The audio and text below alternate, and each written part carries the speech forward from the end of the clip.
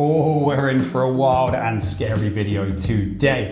Biggest issue in housing in Canada across the board is not supply. Take a look at Vancouver, areas like Brentwood, Fraser Valley, Surrey. Take a look at Ontario, pre-sale condos, even all of the existing condos which are out there on the market. There is an abundance of supply, but we don't have a boost in sales at all. Like, we're talking homes that were $1 million in the peak of the market and now on the market for $850,000, and they're still not selling, and rates have come down since then. It's crazy. So it's not supply. You can't just tell me it's supply. No, the biggest issue with housing is taxes.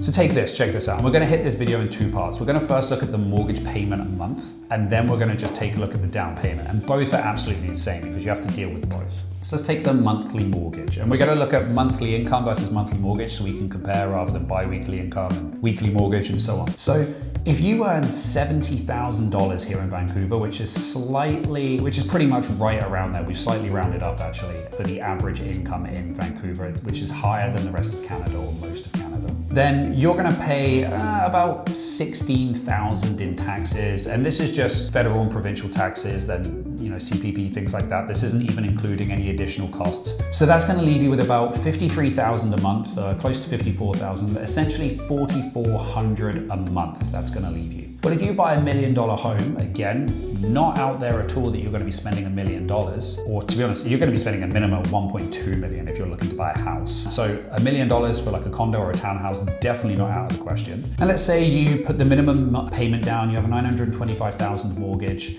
That means that your monthly mortgage is $4,800. And you only have an income of $4,400. So we haven't included anything like groceries, payment on your car, gas, sales tax, transit taxes, any other consumption taxes, if carbon taxes come back, eating out, any other expenses, electricity, utility bills. We haven't included any of that, and you're already deep in debt month over month. So that's not gonna work. You're not gonna be even gonna be approved for that. So let's say you put down 20%, $1 million home, put down 20%, $200,000. That takes your monthly mortgage payment down to $4,200. Let me just do the math here to make sure I'm doing that. Yeah, $4,200, assuming that we have like a 3.994% interest rate, which is common these days. That brings your mortgage down to $4,200. Well, you still only have an income of $4,400 because you're being taxed through the yin-yang, right? As we discussed, we haven't even included any of the additional taxes as well. Now let's just say by some miracle, some genie waves their wand and says, okay, this is the only bills that you're gonna have a month. You're getting your $4,400 and your monthly payment is gonna be $4,200. There's no other bills and you have $300 left over. Well, you still need to come up with that 20% down on $1 million home, $200,000. Let's say your $70,000, you're paying $16,000 in taxes. Well, let's say you run a business and you transfer that money across, that $200,000. You're gonna be hit with an additional $82,000 tax bill.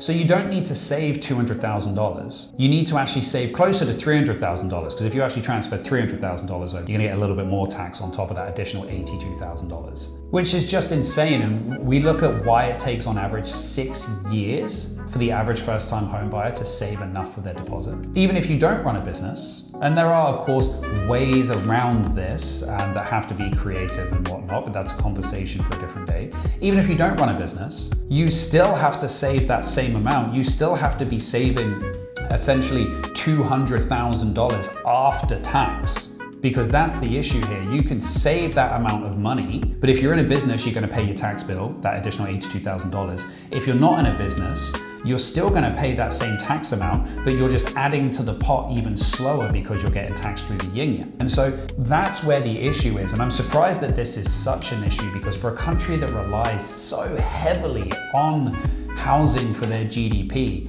it's all well and good while these boomers own property and everything is great and their property values have gone up, and sure, some of them are gonna die and leave property and things like that, but that's not gonna be enough. And you can see why the governments, not just the Liberals, but over time have kept on pushing it up and up and propping it up and up, because the market cannot collapse. Otherwise, that completely destroys Canada. And the problem is it doesn't even stop it collapsing, it just delays it. And if we have such high barriers to entry for people to get in and actually purchase homes, even if people want to still prop it up and even want to pay these prices, they can't, because they're just being taxed up, down, left, right, inside out.